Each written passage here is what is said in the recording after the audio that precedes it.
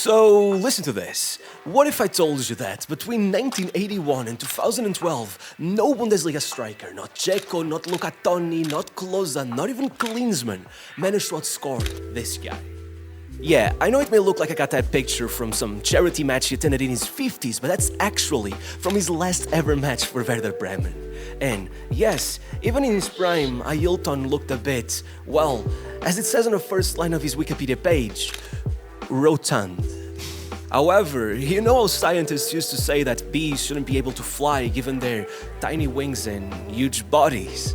Well, Ailton, or ball lightning as they like to call him in Germany, was kind of like a bee, except for the hardworking part. Believe it or not, in the 2000s, Bayern's worst nightmare was an overweight striker with surprisingly skinny legs, who drank a Shasta to warm up for training, who sold his golden boot on eBay, practiced bullfighting in his time off, and took a $1 million payment to naturalize himself Qatari and play for their national team instead. Yeah, nothing about him was ever normal. The guy was just as crazy as he was rotund. Look, you know some players are late bloomers. Well, Ailton, he took that a little bit too far. So far, I don't even have any footage to show you. It went pretty much like this. He went to a couple trials as a kid. They rejected him everywhere because he was too fat, so he gave up. But then, in his own words, I told everyone I never wanted to become a pro, but my brothers kept pushing him, my mom too. They said I was wasting my gift. But the thing is, this guy lived in a town of 13,000 people all the way out in Pernambuco. When they said pro, what they meant was their local club, Estudantes de Timbaúba. And honestly, had that club not gone bust the moment he stepped there, Ailton would still be working at a ranch to this day. But instead, he kinda took a liking for it. First, he traveled 1,000 miles down to São Paulo to play for Mogi Mirim in the second tier. But after just 2 games in 2 years, he gave up and moved even further down to Rio Grande do Sul, now 2,000 miles away from home, to play for Ipiranga in the third tier. I mean, think about it, for someone who didn't want to go pro, now this 21-year-old with no former proper academy training was traveling the same as going from Barcelona to Moscow just to play third-tier football. But you know what? It worked. The day he arrived in Ipiranga, he claims the coach looked at him and mistook him for his agent, telling him that, with a build like that, you might as well become an agent because a footballer is something you'll never be. It was so bad that once an injury crisis left him as the only available striker, guess what the manager did? He kept Ailton on the bench and started playing without a striker. Look, it had to get to the point where the home fans started making donkey noises, demanding the manager give him a chance. And no joke, on his debut, he went in with 15 minutes left, scored twice, and flipped the game around. After that, despite the lost time, he still managed to hit 16 goals in the Gaúcho State Championship, snatching the golden boot from Mário Jardel, who was the Libertadores top scorer that year and would go on to win 2 European golden boots. Obviously, before the season was even over, he was already being bought by Internacional, one of the biggest teams in the state. And though that did not go down too well, the next year they first sent him out on loan to Santa Cruz and then to Guarani, where it kind of happened again. Ailton got there on loan almost by accident, used as a counterweight in another transfer with an option to buy at just 32,000 euros. But then, on his debut, he chipped the keeper to clutch a draw against Santos, and 2 games later, he opened things back up by dribbling the keeper to beat Flamengo, then getting a brace to beat Fluminense with an insane solo goal as the opener, and finally, a volley reminiscent of Marco van Basten to beat São Paulo back to back to back. Despite having finished only 18th the previous year, by September, Ailton was scoring the winner against Cruzeiro to put Guarani at the top of the Brazilian Championship table and himself at the top of the goal-scoring charts. However, by the time they made it to the knockout stages, despite him scoring in the first leg of the quarters to reduce the gap to a 3-1 defeat and then making it 3-2 just 3 minutes into the second leg, then one of his teammates got a red card and just ruined everything. Still, after strangely managing to be one of the few debut not to get poached in the transfer market, the next year, Ailton lined up for a match against São Paulo, and in the stands was an entourage of Werder Bremen scouts planning to watch a couple of their players, but instead, well, first they watched Ailton fake the keeper to one side and slide the ball down the other, and then get 2 more goals to make it a hat-trick. So by the end, they had forgotten all about São Paulo and their players. It was Ailton they wanted to bring home, but the problem was that when they inquired about his signing, the president told them he was not for sale, and he did that over and over again until one day they called and he inexplicably told them he had sold him to Tigres out in Mexico. For the whole of next year, Bremen followed him to Mexico, investigated everything that had happened, and turns out that in the end, despite the club record bid, all they needed was a little money under the table to close the deal. And so, after a 20-hour flight back to Germany in which all that Ailton was able to communicate to the Germans was Bremen, good, he finally got his career-changing move at 25 years old, but it seemed it was all for nothing. If after his first 3 weeks in Bremen, hiding out from the cold in his hotel room, eating nothing but spaghetti, Ailton already felt like he didn't fit in, then, after a bit of an ego boost with a goal on his debut, he quickly got shut down as the manager who signed him got sacked and was replaced with Felix Magath. Listen, if you don't know the guy, let me put it like this. At his previous club, the players had nicknamed him Saddam, after Saddam Hussein, because his methods were closer to torture than actual training. In his mind, football was about discipline, fitness, and conditioning. In other words, he hated Ailton from the moment he saw him. As the guy said it himself, he wouldn't even look me in the eye, so 3 months went by before Magath even let him on the pitch, and even then it only happened because one day he genuinely came up to the offices and straight up told them the fat guy has to go, leading the scouting director who had traveled all over Central and South America trying to sign him to have a meltdown, telling Magath, "I've never fought so hard for a player in my career. This is our record signing. You're gonna play him whether you like it or not." And big surprise, he did not like it. So much so that before the season ended, he was already leaving, with Bremen 2 points off of relegation. But thankfully, Thomas Schaaf came in just in time to save them, and the next year, unlike Magath, he took a liking for Ailton. With the arrival of 21-year-old Pizarro, you'd almost assume Ailton's chances would be dead in the water. I mean, the man himself even tried to force a move out to Botafogo, but only 5 matches into the season, it clicked.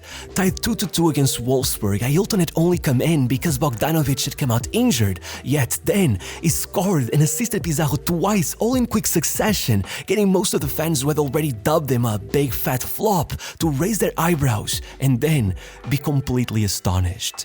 31 goal contributions in that second season had Magath looking stupid while the media raved about Pizzatoni, like Ailton and Pizarro were Brangelina. Suddenly, you had Ailton getting assists against Arsenal, Lyon and Prime Parma, clutching up 3 rounds in a row on his way to a German Cup final, and the next year, he was out in the UEFA Cup scoring hat-tricks. Even once Pizarro left for Bayern and some prepared for Ailton's downfall, instead, he hit 21 goal contributions in the league in his first year alone, and 25 in his second, meaning that even if his behavior had started getting out of hand at one point, showing up late to pre-season in a taxi in which somehow he had racked up a €700 fare, then it became personal, and after that, nothing else mattered. Going into the 03-04 season, the betting houses claimed 10 teams had better odds of winning the league than Werder Bremen. On the other hand, Bayern themselves spent half the transfer window debating between Ailton and Roy Mackay, only to end up going with the other guy. There were a lot of people to prove wrong, but ironically, the ones Ailton wanted to prove wrong the most were Bremen themselves, who had become so convinced he had peaked already, since after all, he was now 30 years old, that they didn't even bother renewing his contract, which would be over at the end of the season, and then pretended to be all shocked, even filing a complaint to the German Federation once Ailton signed a pre-contract with Schalke, who had offered to double his wages. After that, it was chaos. The whole town was devastated, and for Ailton, it all became about going out in a blaze of glory. So, in what can only be described as the most Ailton thing ever, he made a bet with his wife that he'd gift her a new piece of jewelry every time he scored, and let's just say that the rumor was that he was spending almost 100k a month. By the 13th match day, after chipping the keeper from outside the box, he was already banging in a hat-trick to make it 16 goal contributions in 12 games. At one point, being asked how he had gotten so much better all of a sudden, and claiming it was because he and his wife were, doing it every day.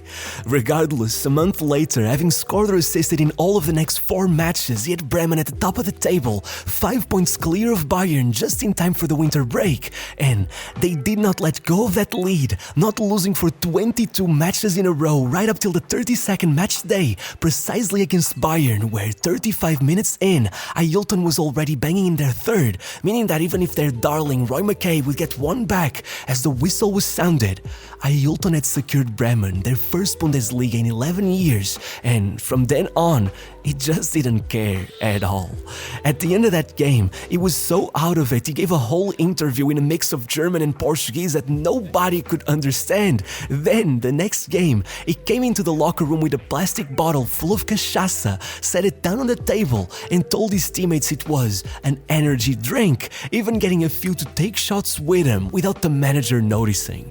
Suffice it to say, they did not win another league game until the end of the season, and Ailton only scored one more goal, choking the European Golden Boot to Thierry Henry, despite still having the highest goal tally the Bundesliga had seen since Humiliated in 1981, right in between both of his Ballon d'Or winning years. Regardless, since apparently the league wasn't enough for him, Ailton also put down another 7 goals in 6 games in the German Cup, twice scoring to jumpstart comebacks, including one in the semi-finals to set up Werder Bremen for their only ever League and Cup double. Ailton was so incredible that year that he became the first foreign player ever to be named German Player of the Year. But no matter what, the image that stayed with everyone was that of him crying his eyes out in that final game, because it defined the rest of his career.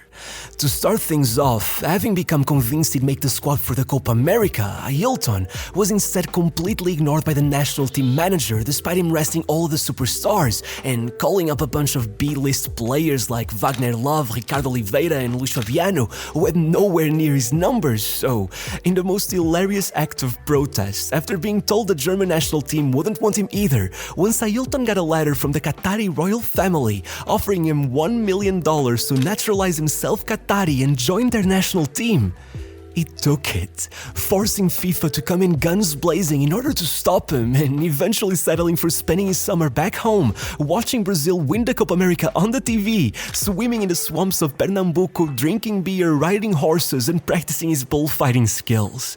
Before it finally was time to face the consequences of his own actions, coming back to play for Schalke while his old teammates played Champions League football, which got him so upset he publicly expressed his regret while calling his new city a dump, insisting on keeping his old house in Bremen and driving back whenever he could.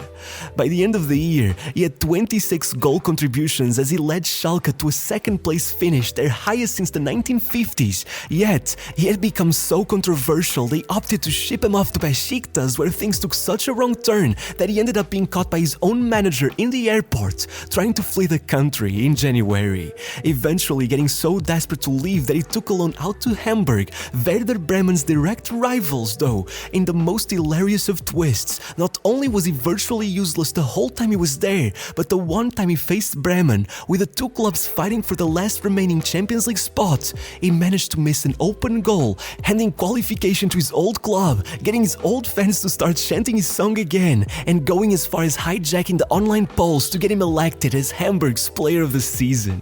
As you may imagine, they didn't trigger his option to buy, and that's when he really hit rock bottom.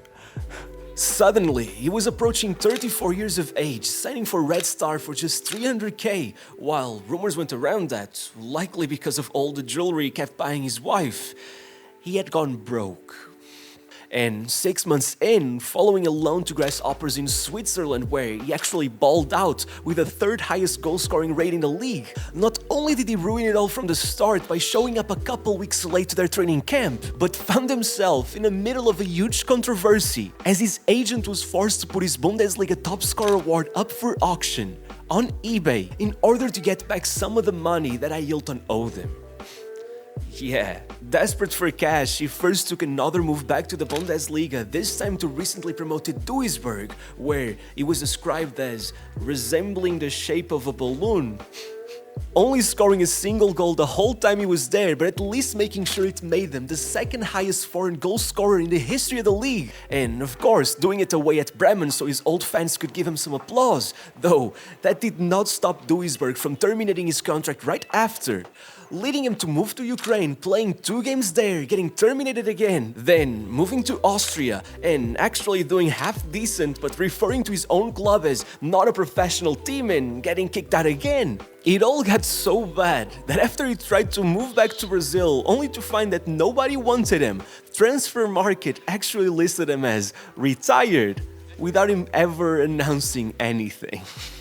After that, he lasted for 7 games in the Brazilian second division, then just 5 after a big move to China, before actually taking a move to the German 5th division, where, after somehow failing again, the guy found himself being presented to the fans in a gas station, now for a 6th division team out in Bremen, where, despite the coach being an ex-teammate, he still ended up kicking him out, claiming that apparently age didn't make you any wiser.